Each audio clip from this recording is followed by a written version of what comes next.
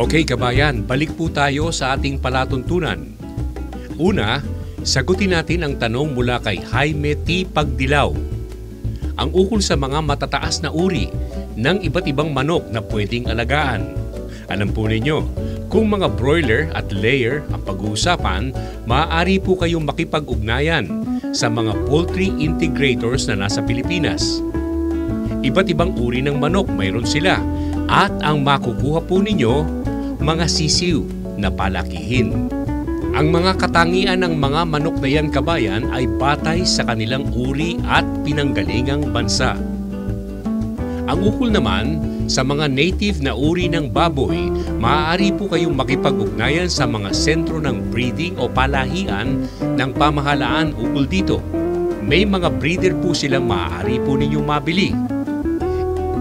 Alam po ninyo, iba yung native na domesticated na parte ng breeding program ng mga dalubhasa kaysa doon sa mga tinatawag nating wild pigs o baboy damo.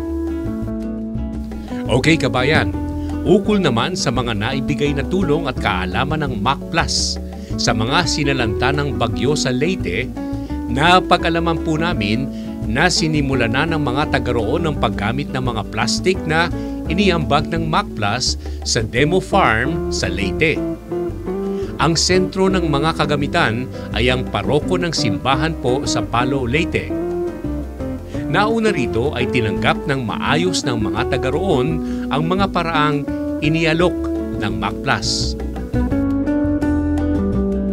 Ang masasabi ko sa produkto nila, dahil nang pumunta ako sa Laguna, sa Mahayhay, nakita ko yung, naintriga ako sa yung grow bag, yung puti. Saan kaya ito mabibili?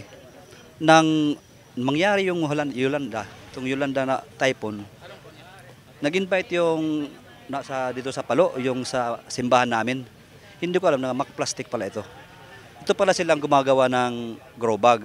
Nang makita ko sila, matin ako ng meeting, na-meet ko sila 2 times. Yung 2 times na, pag nakita ko sila, parang maganda ang produkto nila at saka parang nadala talaga nga maganda ito siguro, makakatulong to sa amin. Yung nagsimula na kasi bumili ako yung nabili ko yung plastic molds na kahit hindi ka bumili ng plastic molds na yung isang roll, yung tingi-tingi lang, mayroon sila. Yun ang nakaiba lang sa kanila. 100 meters, makakabili ka na ng 500 lang, ganon. Saka yung seedling tray nila, 50 pesos lang, barato. Dito sa amin, 90 pesos At saka yung twine nila, yung mga pipit twine, yung 1 ply at saka 4 ply, talagang ang halaga nila, 150 pesos. Dito, sobra yun. Hindi naman ganyan sa uri. Talagang ito, okay man. Sa pagkakatingin ko sa MACPLUS, siguro sa durability nila, at saka yung durability ba, at saka yung ang iba na kompanya, parang siguro bibili lang sila sa labas at saka sasabihin nila sa kanila na yun. Nakita ko na talagang may planta talaga sila. Yung talagang ma-orderan mo ng kahit anong uring klaseng plastic, ma-orderan mo. Yung nakita ko.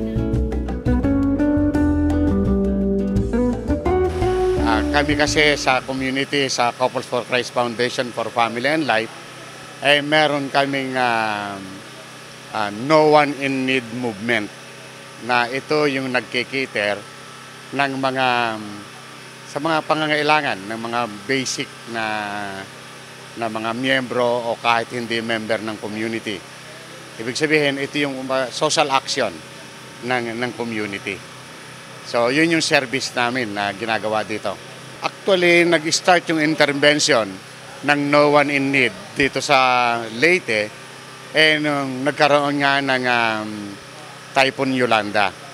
And then, siyempre, yung first step is yung relief.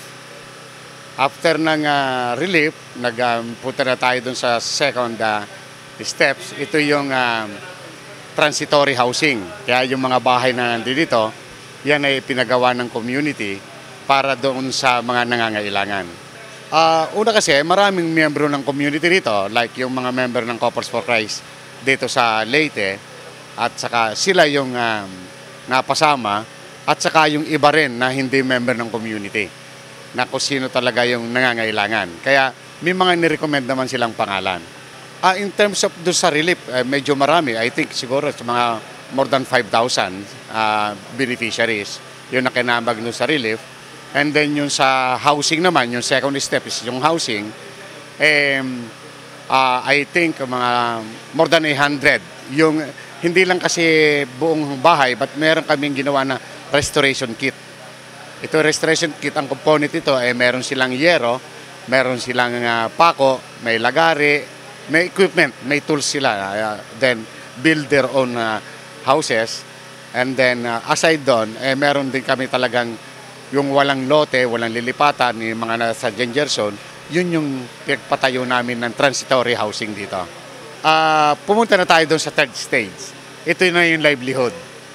Kaya kasi hindi lang naman bahay lang, siya kailangan din nilang magkaroon ng ikabubuhay. So sa pamamagitan nito, nakapag-isip nga kung ano yung kailangan ng mga tao. Ngayon, ang siyasabi nga nila, kailangan yung bangka. Kami naman gumawa rin ng design o ng mga pag-aaral na kung paano nga mapapaganda at mapapasaayos yung kanilang ikabubuhay.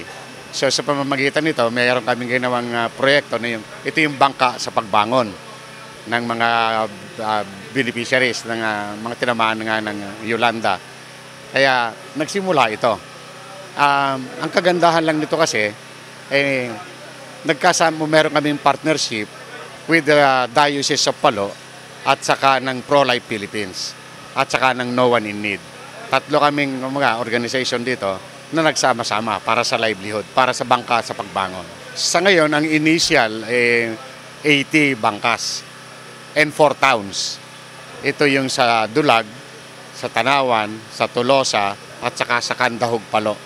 So, ang initial 20 bawat towns, bawat parish na ang diocese ang nag-assign dito.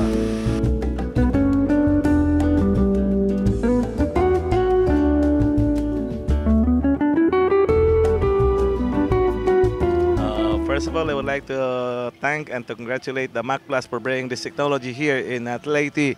So this is really a big benefit to our farmers because they could save a lot water, space, and it become even more productive in terms of the produce that they're going to be able to harvest. So this is really a good technology. I promote this and I hope the people in Leyte is going to respond to this. I myself will really adapt this technology in my own Gonzaga house. So this really, I would say, very, the plastic that is going to be used, high quality plastic product, and this really going to preserve the use of, we could save water. And we also at the same time the weeding, that's also you have to take so much time in weeding because with the plastic there's no grass that is growing. At the same time the production, I think, and the quality of the product, the fruit that's going to be produced is, I think, it's going to be a better one because the fertilizer is going to be what is going to be contained in the surroundings. So this really very, very beneficial to our farmers. So I would promote this kind of technology, and I thank the MacPlus for introducing this to us in Leyte. This is a good livelihood, at least for now that we have after the typhoon.